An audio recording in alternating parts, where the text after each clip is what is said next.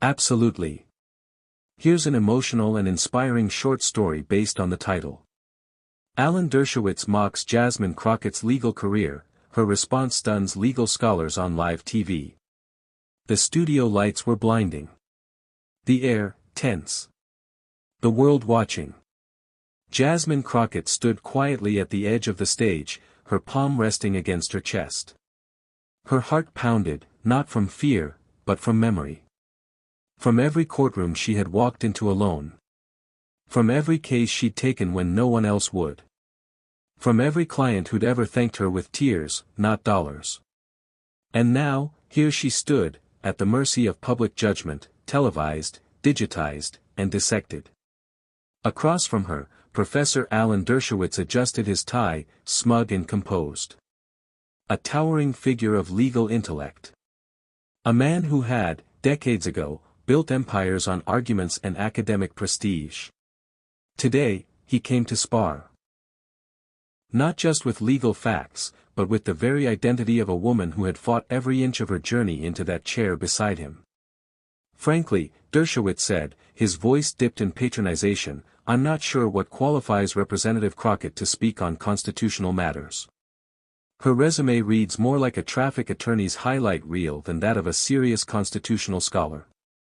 A soft, awkward chuckle rippled through the audience. Jasmine didn't flinch. She didn't need to. She had lived through worse. Far worse. She remembered the first case she ever took, a young mother evicted 3 days after her newborn came home from the NICU. Jasmine had stayed up 3 nights, learning housing law, writing motions by hand in the dim light of her one-bedroom apartment. She had won that case, not with prestige, but with grit. No cameras. No scholars. Just justice. Now, millions were watching. Jasmine adjusted the microphone. She didn't raise her voice. She didn't match his condescension. Instead, she spoke like she did in every courtroom across Texas, calm, direct, and unshakably sincere. You know, Professor, she began, her eyes locking with his, you've published volumes. You've taught generations of legal minds. And for that, I genuinely respect your legacy. But law doesn't live in libraries. It breathes in the lives of people we serve. There was silence. She continued. You mock my career, because I didn't clerk for a Supreme Court justice or teach at Harvard.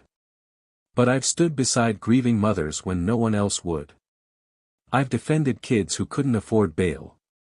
I've walked into rural courtrooms where I was the only black woman, let alone the only attorney willing to take the case. Her voice never trembled. And I remember one particular trial, she said, her eyes softening. A teenager named MOCKS. Accused of robbery. No one believed him, not the police, not even his public defender. But I did.